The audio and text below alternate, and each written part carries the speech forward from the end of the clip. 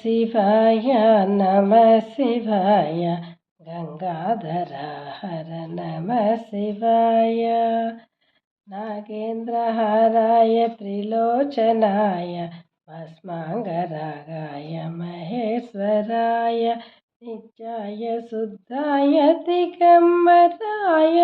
तस्मै नकाराय नमः शिवाय नमः शिवाय नमः शिवाय गंगाधर हर नमः शिवाय मंदाकिनी सलिलचंदन चर्चिताय नंदेश्वर प्रमदनाथ महेश्वराय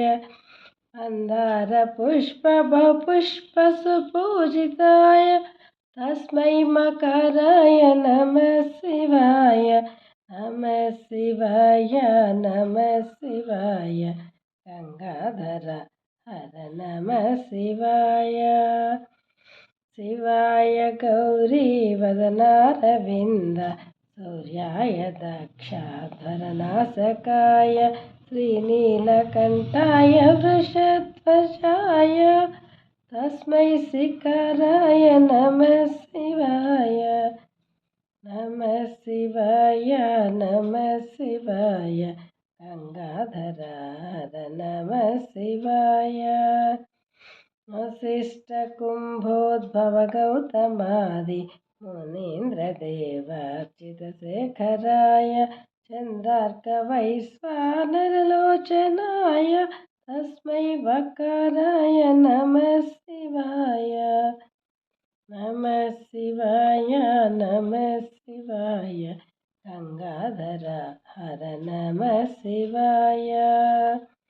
यक्षस्वरूपाय जटाधराय पिनाकहस्ताय सनातनाय दिव्याय देवाय दिगंबराय तस्मै यकाराय नमः शिवाय नमः शिवाय नमः शिवाय गंगाधर हर नमः शिवाय पंचाक्षरमिदं पुण्यं यः पठेत् शिवसन्निधौ शिवलोकमवाप्नोति शिवेन सह मोदते।